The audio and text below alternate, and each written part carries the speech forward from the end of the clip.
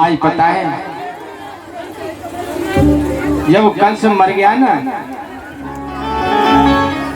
तो जितनी मथुरा की मैया है महाराज सभी बड़ी खुशी मनाई और कहने लगी दायरी के तू बड़ो भूबर में मूत रहे हो, तेने हमें न हंसने देता था न नाचने देता न गाने देता था, आज तो तू भुजगो।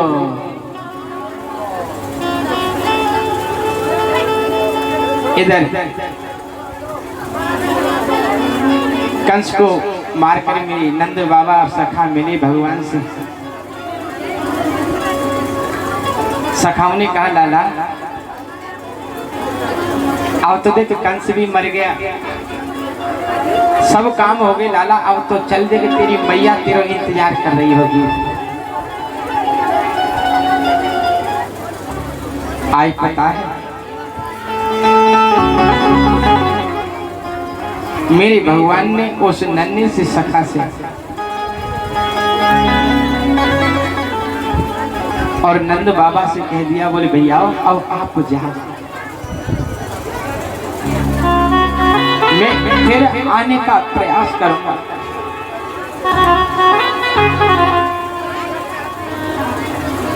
आज नंद बाबा और अन्य सखाएं महाराज बड़े उदास हो गए और आज अपने वृंदावन को वापस उठे। आज भगवान मेरे 11 वर्ष और 56 दिन के हो गए। मेरे भगवान ने अपने नाना अग्रसेन जी को राजगद्दी पर अभिषिक्त कराया, अपने माता पिता देवकी और वसुदेव के चरणों में महाराज सिर रखकर प्रणाम किया।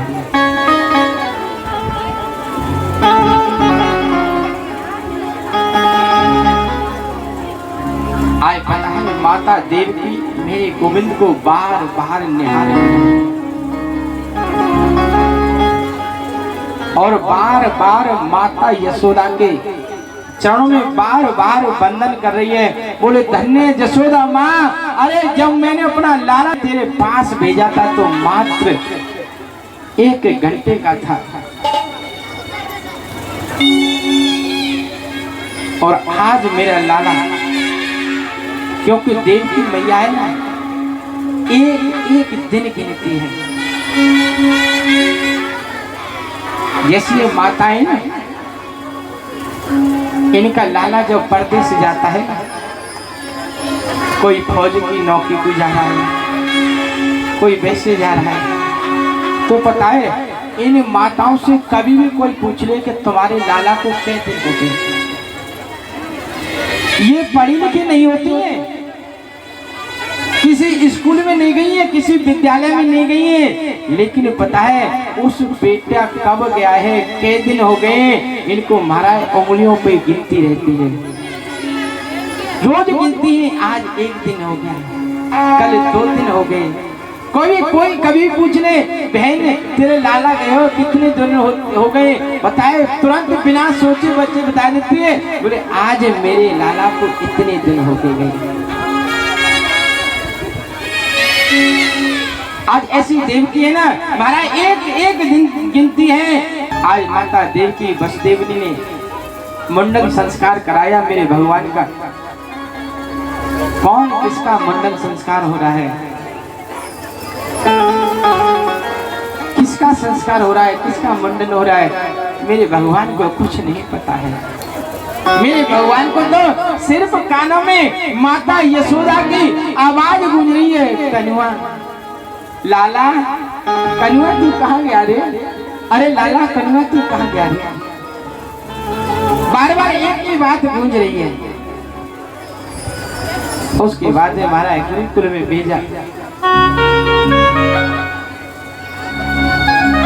गुरुकुल विद्या का अध्ययन किया। गुरु जी का मरा हुआ पुत्र यमपुरी से वापस लाके दिया और वहीं पर सुदामा से मित्रता हुई। सुदामा को गले से लगाया और बोला, बोले भैया तुम कभी मेरी मथुरा नगरी में आ जाना। सुदामा ने कहा, बोले भैया मैं जरूर आने का प्रयास करूंगा। उसके आज बाद में फिर भगवान मेरे मथुरा में आए हैं, और जिस दिन से मेरे भगवान मथुरा में आए हमारा अपने कक्ष में बंद रहते हैं, अपने कमरे में बंद रहते हैं, न किसी से बोलते हैं न किसी से बात करते हैं, चुपचाप अंदर बंद रहते हैं। आज माता देवकी बड़ी खुश थी, मेरो लाला आयो है। आज मैं अपने लाला को पहली बार अपने हाथ से प्रसाद बनाकर पवाऊंगी। आज माता ने बड़ा सुंदर सुंदर पदार्थ बनाए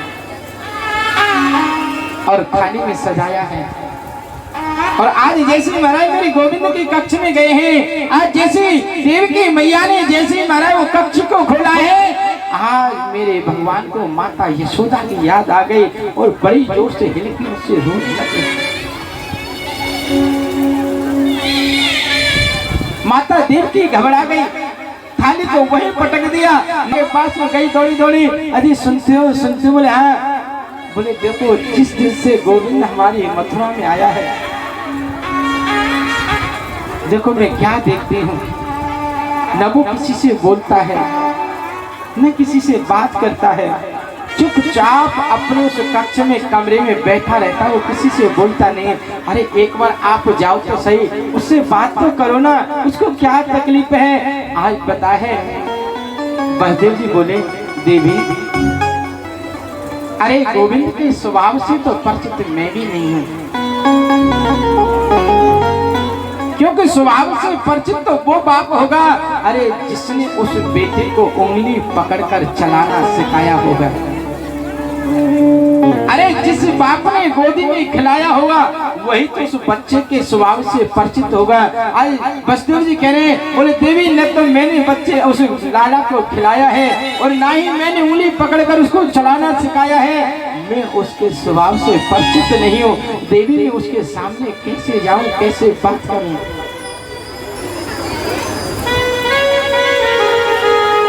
आज देवकी बड़ी उदास हो रही, बोले महाराज मैंने भी तो लालन पालन नहीं किया है ना, क्योंकि स्वभाव से तो वही माँ परिचित हो सकती है कि जिसने अपने लाला का लालन पालन अपने हाथ से किया हो।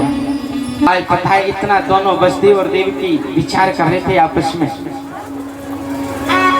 इतने वहां पर हमारा उद्धव जी आगे जो यदुवंशियों के मंत्री हैं, और उद्धव जी भी मेरे गोविंद को अपना सखा मानते हैं। आज उद्धव से बसदेव ने कहा, बोले भैया एक बार आप लाला के पास जाओ ना और लाला से ये पूछो ना, बोले हमारे मथुरा में उसको क्या कमी है, क्या बात है। बोले जिस दिन से वो आया है न किसी से बोलता है न किसी से चालता है न किसी से वार्ता करता है, चुपचाप अपने कक्ष में बैठा रहता है। और आज ये देवकी उसके लिए भोजन बना के ले गई, लेकिन आज इसको देखकर वो हिलकियों से रोने लगा है। आज उद्धव जी जैसे गए हैं, उद्धव ने कहा, बोले भैया क्या बात है, मैं क्या सुनाऊं, क्या आपको हमारे मथुरा में कोई तकलीफ है क्या, क्या कारण है भैया, क्यों आप उदास रहते हो। आज पता है मेरे भगवान उस उद्धव जी को जेठ बनकर बहुत रोए।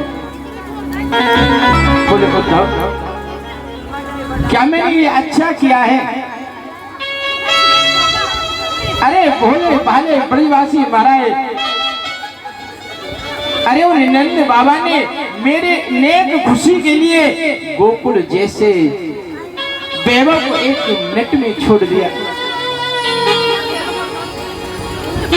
अरे वो ग्वाल वाले हैं 24 घंटा मेरे साथ रहते थे, क्या उनको छोड़कर मैंने अच्छा किया रे।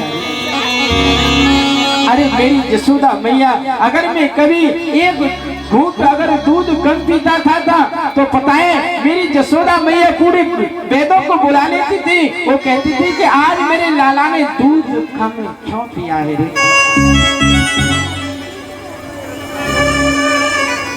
अरे उद्धव मैंने बहुत बड़ा किया है, नंद बाबा को और माता यशोदा के साथ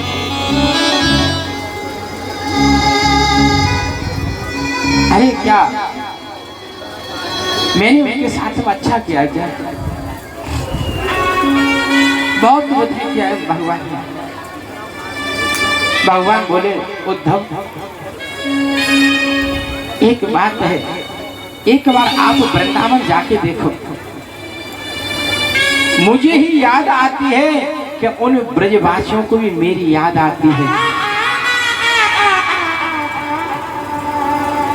उद्धव बोले कैसी बात करते हो कन्हैया, वो गमार ब्रजवासी हैं, वो बेजल की रोटी खाते हैं, जमुना का जल पीते हैं। अरे मैं यदुवंशियों का मंत्री ही हूँ, अगर मैं वेदांत की भाषा बोलूंगा, मैं संस्कृत की भाषा बोलूंगा, वो मेरी भाषा को क्या समझेंगे रे?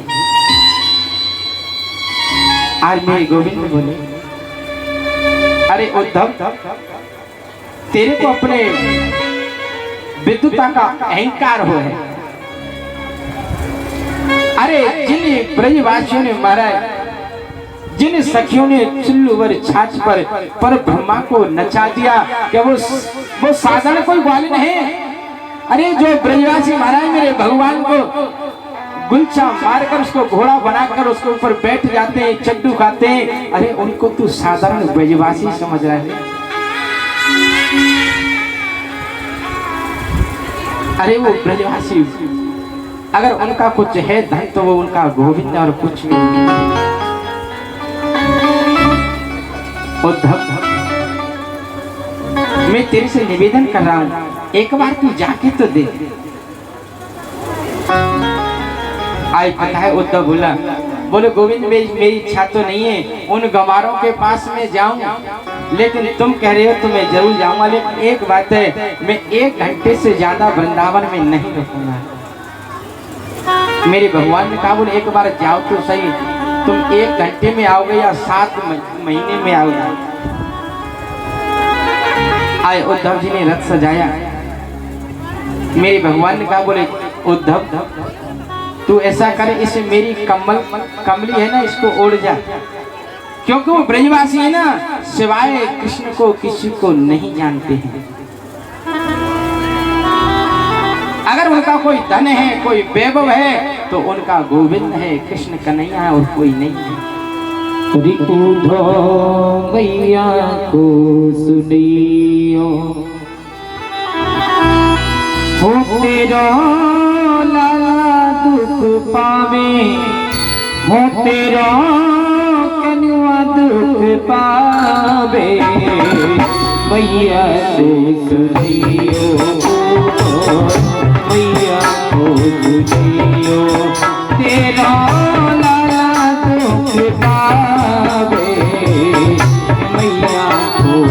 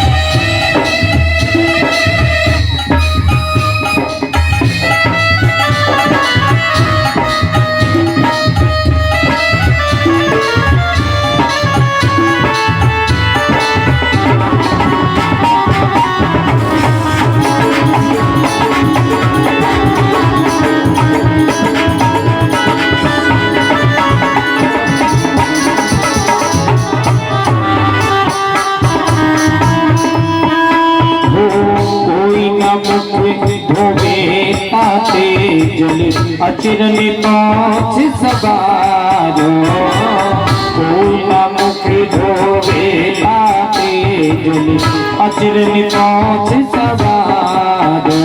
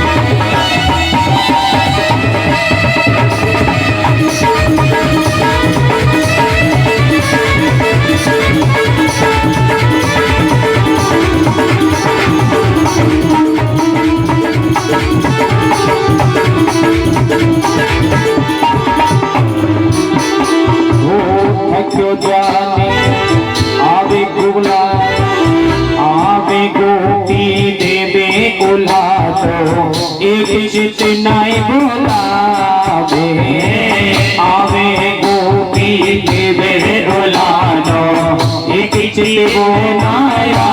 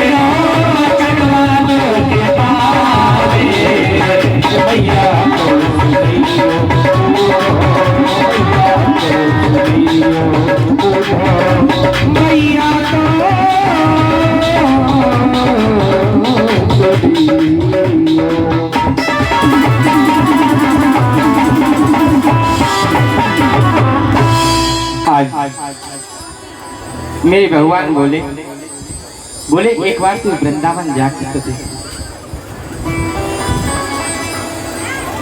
और उससे बोला जसोदा मैया से बोलना, बोले मैया तेरे लाला को तेरी याद बहुत आती है। आज उद्धव जी ने रथ सजाया, मेरे भगवान ने काली कमली उड़ाई है। आज मथुरा के वृंदावन के लिए जा रहे हैं। आज पता है जो वृंदावन वासी है ना, आज उनका जब से मेरे भगवान गए ना तब से सच पता है उन्होंने सब काम धंधा सब छोड़ दिया है। और उनका नित्य का नियम है कि पता है वो आकर मथुरा वाले मार्ग पर बैठ जाते हैं।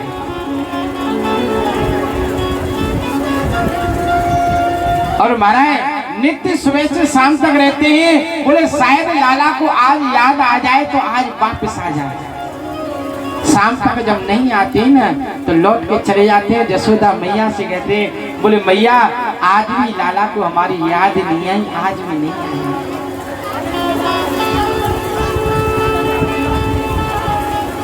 आज नित्य की भांति ऐसे उस रास्ते पे बैठे थे। मथुरा की तरफ से एक रथ आता दिखाई दिया। आज पता है वो जो सखा थे वृंदावन के, आज सभी ने दौड़ लगा दी और आज पता है उस रथ को घेर लिया। और जैसे रथ को घेरा, जैसे पता है उससे गोविंद नहीं उद्धव जी निकले। आज पता है ब्रजवासी कहने ने वारे गोविंद, अरे तू परसों की कह गया, वर्ष बीत गए और वर्षों बाद भी अगर तेरे को याद आई तो तूने अपने मित्र को भेजा, खुद नहीं आया। उद्धव जी ने कहा, बोले भैया मैं सच कहता हूँ गोविंद को आपकी बहुत याद आती है, उसी ने मेरे को आपके लिए भेजा है। सकाम सुख वार्ता हुई। उसके बाद में बोले भैया मेरे को माता यशोदा नंद बाबा का महल बता दो कौन सा है। आज पता है जिस माता के नेत्र रो रो के नेत्रों की ज्योति चली गई है। लाला की याद में रोते रोते मारा कानों की सुनने की स्मरण शक्ति खत्म हो गई है। आज साहब ने कहा, बोले भैया माता यशोदा आंखों से कानों से सुनती नहीं है, आंख से बहुत कम देख पाती है। तू उसके पास जाए ना तो थोड़ा जोर से बोलना, जब सुनेगी नहीं। आज पता है यशोदा मैया के पास जैसे मेरे उद्धव जी गए हैं और उद्धव जी ने जोर से की है, यशोदा मैया मैं आपको प्रणाम करता हूँ, मैं मथुरा से आया हूँ, मेरा नाम उद्धव है, उद्धव है। आज पता है जैसे जोर से कहा, एकदम माता यशोदा उस समय माला जप रही थी, माला नीचे गिर गई। अरे लाला कौन है रे तू, कौन है? अरे मैंने अपने लाला को बड़ी मुश्किल से अभी सुलाया है, कभी वो माखन मांगता है, कभी मिश्री मांगता है, कभी चंद्रमा मांगता है, पता नहीं क्या क्या बड़ी मुश्किल से सुलाया है। भाई उद्धव बोला, राम मैं उस गोविंद को मथुरा में छोड़ के आया हूँ, यहाँ कैसे आ गया? उद्धव ने कहा है,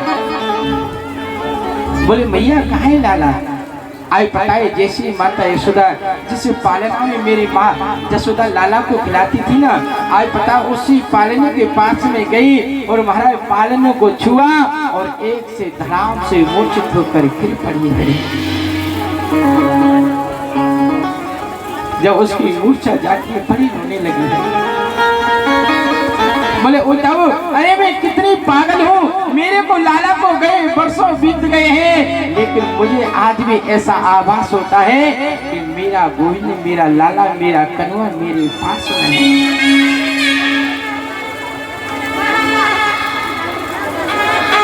उसके बाद में किशोरी राधा के पास में गए, अनेक सखियां बैठी हैं, किशोरी राधा बैठी हैं। उद्धव जी ने सोचा कि मैं जब राधा, मैं माता यशोदा से बात करने के काबिल नहीं हूँ तो मैं किशोरी राधा से बात कैसे करूँगा। पता है राधा रानी बैठी, सखियां बैठी आपस में चर्चा कर रही थी। एक सखी बोली, बोली बहन आज मैंने सपना देखा था कि आज मेरे कन्हैया मेरे घर पर आए थे और वो मेरे से कुछ मांग रहे थे और मैं जैसे ही देने के लिए जगी और मेरी नींद जैसी नींद खुली और मेरे गोविंद गायब हो गए। एक दूसरी सखी बोली, बोले किशोरी जी आज मैंने भी सपने में देखे मेरे कन्हैया, बोल मैं जब पनगत पे गई ना तो मैं वहाँ पानी भरने गई तो मेरे लाला ने मेरे को मटकी उठवाई और जब मैं वहां से मेरे पीछे पीछे आने लगे और जब मैं घर पे आई और जब मैंने पीछे मुड़ के देखा और इतने में मेरी नींद खुल गई और महाराज मेरे गोविंद हमसे दूर हो गए, ओझल हो गए।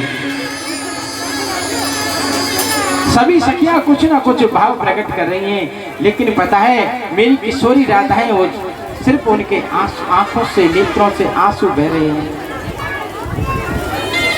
एक सखी ने कहा, बोली किशोरी जी क्या आपको हमारे भगवान दर्शन नहीं देते हैं क्या? आई पता है किशोरी राधा ने बड़ा सुंदर जवाब दिया, बोली देवियों, अरे बहन, अरे किसी को सपन में मेरा कन्हैया याद दर्शन देता है मैं उसके चरणों में बार बार प्रणाम करते हो, तुम बहुत बड़े भाग्यशाली हो। अरे मैं तो ऐसी अभागी हूँ कि जिस दिन से मेरा गोविंद गया है उस दिन से मेरी बैरनी नींद भी उसी के साथ चली गई है। अरे बहन तू ये बता, जब मेरे को नींद नहीं आएगी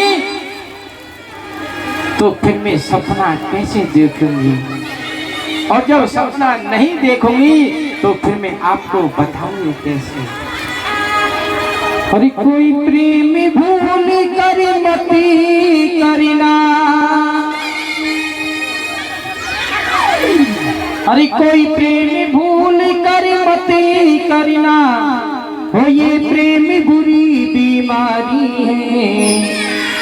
अरे तू चाहे जितना करीन सितम, ये मर्जी शाम तुम्हारी है। तू चाहे जितना करीन सितम, ये मर्जी शाम तुम्हारी है। तू चाहे जितना करीन सितम, हमारी है। कोई प्रेमी भूल कर मत करना,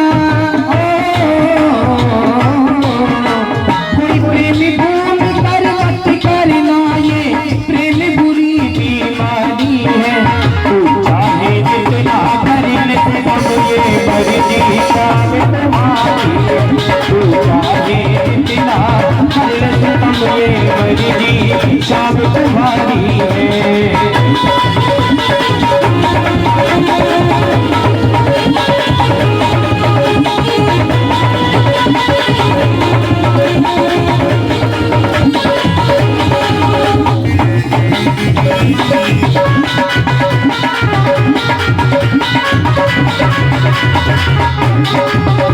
तूने प्यार का जादू ऐसा किया, सुख चैन हमारा छीन लिया। मैं रोज तड़पती तेरे लिए, ये दर्द जो हमको तुमने दिया, ये दर्द जो हमको दिया, ये दर्द जो तुमने हमको दिया। दिल खून के आंसू रोता है, दिल खून के आंसू रोता है। तकदीर हमारी बुरी भी है, तुझे कैसे दर्द दिखाऊं तुम्हें, ये मुश्किल घड़ी हमारी है। अब कैसे दर्द दिखाऊं तुझे, ये मुश्किल घड़ी हमारी है। कोई प्रेम भूल कर मत करना, कोई प्रेम भूल कर मत करना, ये प्रेम बुरी बीमारी है। तू चाहे शरीर से सब ये फर्जी शाम तुम्हारी है।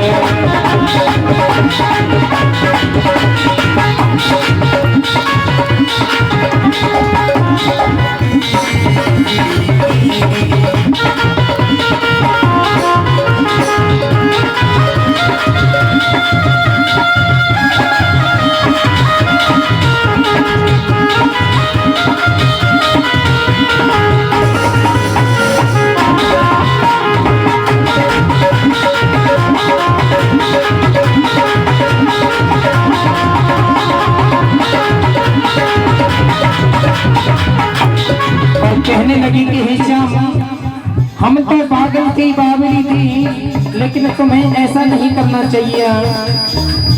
परसों की कह कर गए और बरसों बीत गए, क्यों ना लौट गए। और कहने लगी गोपियां, ओ दिल तो तेरा पागल था, पागल की तरह हरकत करता।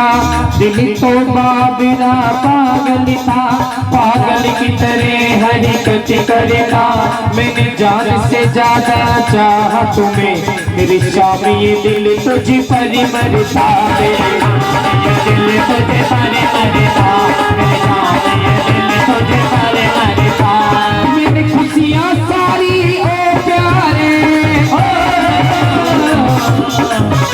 मैंने खुशियाँ प्यारी है सारे, तेरे कदमों में बारी है।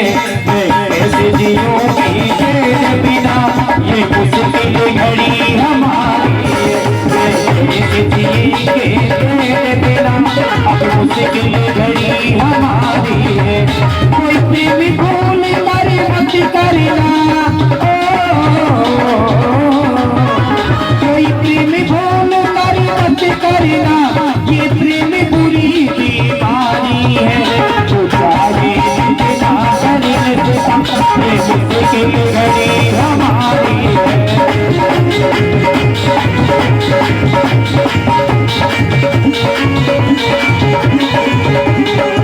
और कहने लगी, वो परसों की कह कर गई श्याम, तुम भूल गए मथुरा जाके।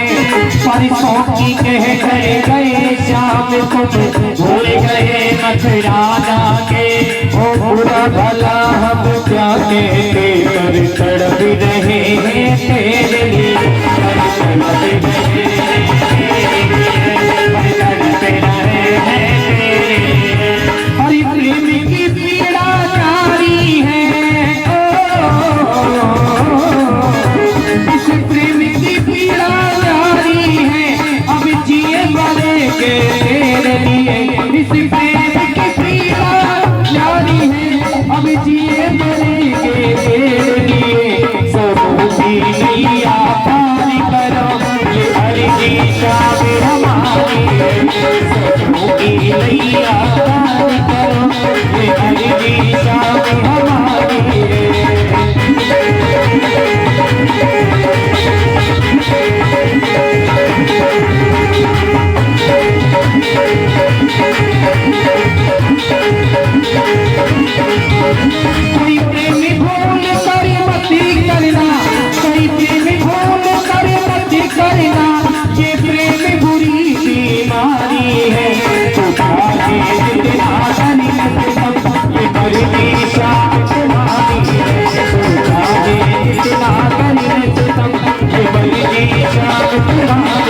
आज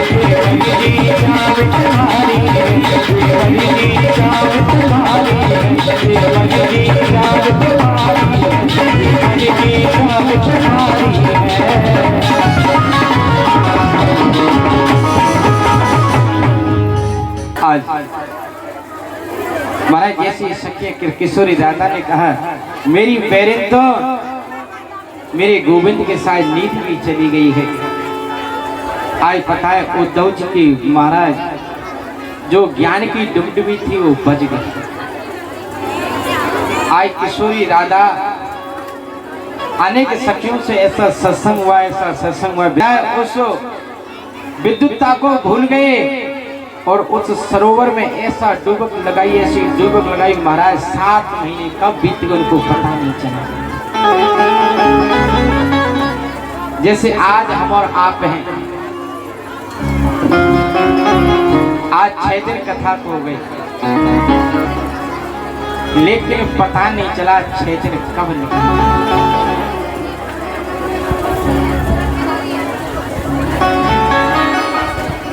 कई मैया तो हमारी ऐसी महाराज, मैं सत्य कह रहा हूं, इस मातृ शक्ति को मैं हृदय से नमन करता हूं बार बार। महाराज हमसे एक बार नीचे जाके ऊपर आने में कई बार सोचना पड़ेगा, लेकिन हमारी यहाँ की माताएं बहनें सुबह भी आना, कथा सुनने भी आना, फिर उसके बाद शाम को आरती में भी आना, और उसके बाद महाराज घर गृहस्थी का काम है वो भी संभालना। धन्य आप लोगों को। कई मैयाओं के तो कई ऐसे काम, जैसे कपड़े हैं, और कोई महाराज टाइम नहीं मिल रहा होगा ना तो रखेंगे, बोले कथा हो जाए उसके बाद करेंगे। लगन लगी रहती है, जल्दी जल्दी सुबह जल्दी जगो, जल्दी जल्दी काम करना है, परिक्रमा करने जाना है, फिर जल्दी यहाँ से लगी, जल्दी जल्दी गई, छोटा मोटा कोई काम हो फटाफट किया, बोले जल्दी चलो फिर कथा सुनना है, फिर यहाँ से जल्दी गई, कोई घर में कोई गाय है भैंस है, घर गृहस्थी का काम है, उनको चारा वगैरह डालना है, दूध निकालना है, फिर गई, फिर जल्दी फिर भर आई बेचारी, बोले आओ चलो दीपक जलाना, आरती करा के आना है। धन्य है ऐसी मातृ शक्ति को मैं बार बार वंदन करता हूँ। ये प्रेम है। आज ठाकुर से ऐसा प्रेम है, ऐसा प्रेम है महाराज कि आज थकान महसूस नहीं हो रही है, और आज 6 दिन कब निकल गए पता ही नहीं चला।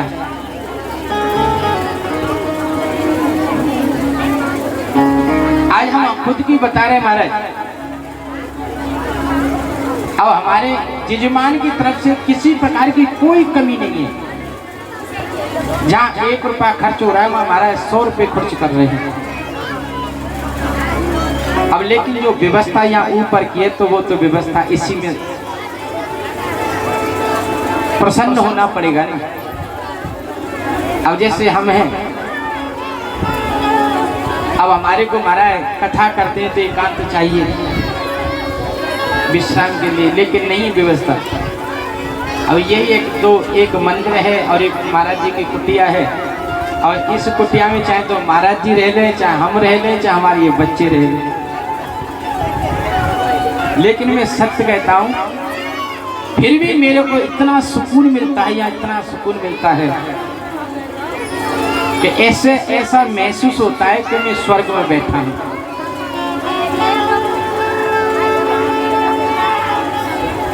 किसके खातिर? ये ठाकुर जी और आपके प्रेम के खातिर। आप विचार करो, अगर आप ऐसा माहौल नहीं बनाते, आप नहीं आते, तो क्या मैं आपको कथा सुना पाता? मेरा खुद पर नहीं लगता।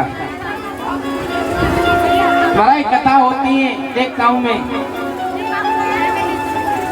कि 10-10, 20-20 आदमी लेडीज बैठ के कथा पता नहीं कैसे कर जाते, कथा करने वाले भी कर जाते हैं और कथा कराने वाले भी करते हैं। मैं तो सच कहता हूँ अपना, चाहे मेरा साल में 1 प्रोग्राम हो, लेकिन ये प्रोग्राम वो करता हूँ कि जिसमें रस आए। मैं जयपुर में भी कथा करता हूँ, ऐसी बात नहीं है, लेकिन जयपुर के अब जो नए नए व्यास हो गए महाराज, ऐसी मट्टी खराब कर रखी है, जगह जगह कोई व्यवस्था नहीं, ले जाके जबरदस्ती घाट झंडा रोक देते हैं, कोई रहने का ठिकाना नहीं, कोई चाय का ठिकाना नहीं, कोई मान सम्मान नहीं, अपना तो अपना खुद अपमान कराते हैं ठाकुर जी का, और अपमान कराते हैं।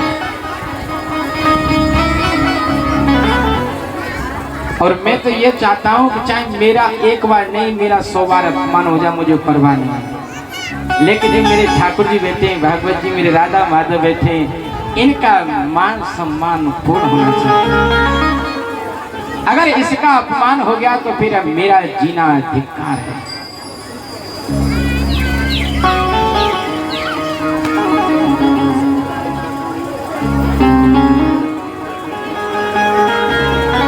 ये कथा करते हैं, ये हमारी कोई बिजनेस नहीं है, ये हम कथा करते हैं ना, ये हमारा धर्म है, एक हम धर्म के खातिर। हमारे गुरुजी ने, हम जब कथा सीखे थे, गुरुजी से अध्ययन किया था वृंदावन में, गुरुजी ने हमसे यही कहा था, चाहे बेटा कथा तुम्हारी हो या ना हो, चाहे सामूहिक, ऐसी बात नहीं, नारियल की कथा होती है हमारी, सामूहिक भी होती है कथा, लेकिन सामूहिक कथा ऐसी होती है कि हम 2-4 आदमी से मिलते हैं, भैया हम सिर्फ कथा करेंगे लेकिन हम कहीं जाएंगे नहीं, या तो हमसे एक ही काम करा लो, या तो कथा करा लो, या हमसे डुलवा लो। और ठाकुर जी का ऐसा ऐसी बात है, जहाँ भी कथा होती है, जैसे आपका प्यार दुलार मिलता है ना, मिल रहा है ना, ऐसे सब जगह मिलता है। जयपुर में जब हमारी कालियों में सिटियों में कथा होती है ना, तो महाराज कथा में मैंने देखा है, और व्यासों के महाराज 50 लेडी से ज्यादा नहीं होती हैं, लेकिन हम जब पांडाल लगाते हैं ना, हम पहले दिन आए थे ना, तो हम महाराज जी से मिले थे, रंगलाल जी तो बाद में शाम को हमको मिले थे, तो हमने यही कहा था कि भाई उस समय इतनी जगह नहीं थी, जगह कम थी है, तो मेरी महाराज जी से कहा, महाराज इतनी जगह में तो हमारी व्यास मंच नहीं बन पाती है, कैसे जनता बैठेगी? बोले महाराज सब हो जाएगा। मैं कि मुझे पता है मेरी आत्मा करीब नहीं हो पाएगा, और आज वही व्यवस्था हो गई कि हमारा पांडाल छोटा पड़ गया। ये ठाकुर जी की कृपा है। आज ये बताओ, अगर यही आयोजन अगर बालाजी के चरणों में न हो के अगर कहीं नीचे होता, तो महाराज मैं कह रहा हूं इससे डबल पांडाल बनाना पड़ता। बोले राधे राधे। क्योंकि कई वक्त तो हमारे ऐसे हैं कि ऊपर की वजह से नहीं आ पा रहे, वो नीचे से कथा सुन।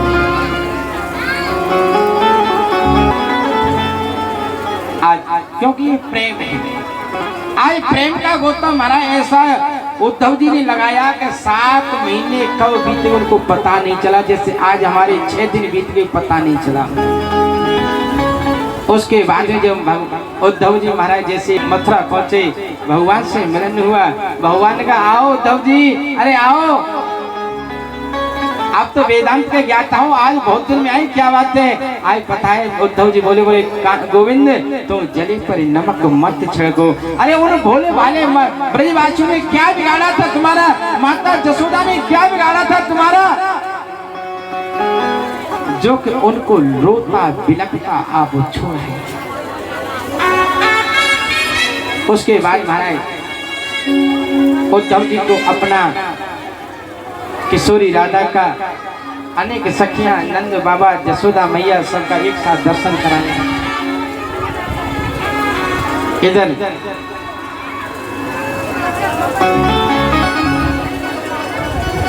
कंस की 2 पत्नियां हैं, अस्ति और प्राप्ति। अस्ति माने है और प्राप्ति माने होगा। इतना तो बैंक बैलेंस, इतने प्लॉट मेरे पास हैं और इतने और लेने हैं। यही एक कंस की 2 पत्नियां हैं। कंस किसे कहते हैं? कंस कहते हैं मैं, अभिमान को, अहंकार को कंस कहते हैं। और उस कंस की दो पत्नियां होती हैं, एक तो है और दूसरी होगा। इतना तो मेरे पास धन है और इतना और इकट्ठा करना है। बोले राधे राधे। और वो जरासंध की पुत्री हैं, जरासंध से शिकायत कर दी। जरासंध महाराज 23 अक्षौणी सेना लेकर मथुरा पर 17 बार चढ़ाई की और 17 बार मेरे भगवान को हरा दिया। 18वीं बार जरासंध ने ब्राह्मणों को बैठा रहा यज्ञ करने, भजन करने, जप करने। बोले ब्राह्मणों, अब के मैं उस नंद के छोरा से युद्ध करने जा रहा हूँ मथुरा में, और अगर आपके में हार गया तो तुम सबको सूली पर चढ़ा दूंगा, और अगर मैं आपके जीत गया तो तुमको इतना धन दूंगा, इतना धन दूंगा कि तुम्हारी 21 पीढ़ी को कहीं जाना नहीं पड़ेगा, बैठ के खा लेगी।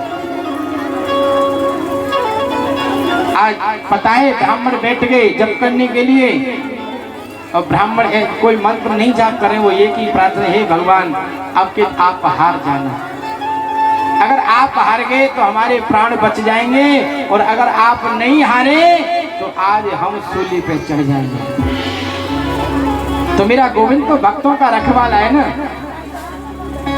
चाहे मेरी बात बिल्कुल मिट्टी में मिल जाए, इसे गोविंद को परवाह नहीं है, लेकिन मेरे भक्त की बात ऊंची रहनी चाहिए। आज जैसे महाराज मथुरा पे चढ़ाई की, भगवान ने बलराम जी से कहा, बोले माँ भैया भैया, बोले हाँ के नाना जी आगे। बलराम जी ने कहा कि होगा सो देखा जाए, जो पहले हरा दिया ऐसे हरा दे। बोले अब ऐसे नहीं हराना। बोले क्या करना है? बोले अब तो खुद हार के भागना है।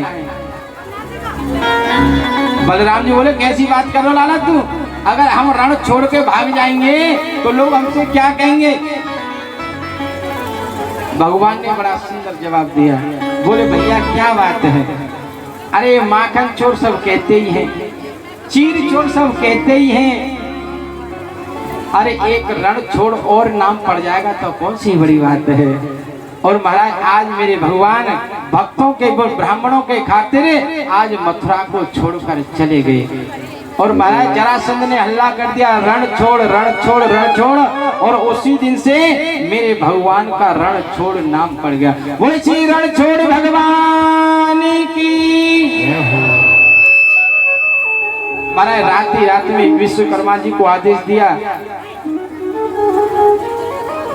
समुद्र के नीचे महाराज एक द्वारकापुरी नाम की नगरी सद बन गई। बड़े भैया बलराम जी हैं, रेवत नाम के एक राजा, उनकी पुत्री का नाम रेवती था। मेरे बलराम जी का विवाह हो गया। और इधर एक कुंदनपुर के राजा हैं भीष्मक जी, उनकी एक पुत्री है रुक्मिणी, 4 पुत्र हैं। और वो भीष्मक जी को महाराज सरोवर से प्राप्त हुई थी। नारद जी ने कहा, बोले एक बार नारद जी आए कुंदनपुर में तो कहा, बोले भीष्मक जी ये लक्ष्मी स्वरूपा हैं रुक्मिणी जी, बोले इनका विवाह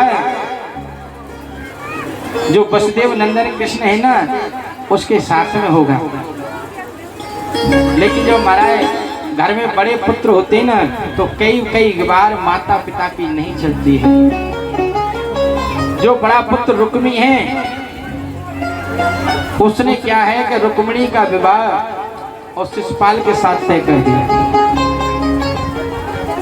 रुक्मिणी जी को पता चला, रुक्मिणी जी अपनी भाभी के पास में गई, भाभी से निवेदन किया, भाभी मैंने तो अपना पति द्वारकाधीश को मान लिया है और भैया ने बहुत गलत किया है। लेकिन रुक्मिणी ने क्या है कि स्वयंवर रखा था और उसमें कहा था, बोले स्वयंवर तो मैं एक दिखावा के लिए कर रहा हूँ, लेकिन रुक्मिणी से कह देना कि वो शिशुपाल के ही गले में वरमाला पहनाए ना, अन्यथा किसी के भी नहीं। आज इधर महाराज मेरी रुक्मिणी जी ने कुमकुम पत्रिका लिखी है।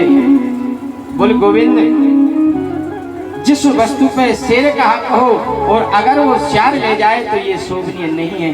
कई प्रकार के प्रश्न लिखे और महाराज वो पत्र का और एक ब्राह्मण के हाथ में देख के महाराज द्वारकापुरी पहुंचाई और मेरे भगवान ने पढ़ी। भगवान तुरंत रथ में उस पंडित जी को बिठा के तुरंत कुंदनपुर के लिए चल दिए। बीच रास्ते में बलराम जी मिले। बलराम जी ने कहा लाला कहाँ जा रहा है? आज बताए मेरे भगवान के हाथ से घोड़े की लगाम छूट गई, क्योंकि बड़े भैया हैं, शर्म करते हैं बड़े भैया, क्योंकि वो समय था। आज तो महाराज शर्म नाम की कोई चीज ही नहीं है। आजकल तो महाराज शादी से पहले ही ऐसे ऐसे फिल्म बनाते हैं, ऐसे ऐसे नाटक करते हैं कि जो बड़े बूढ़े माता पिता दादी बाबा होते हैं ना, तो उनकी तो आंख ही अपनी मीच लेती, वो देख ही नहीं पाते हैं।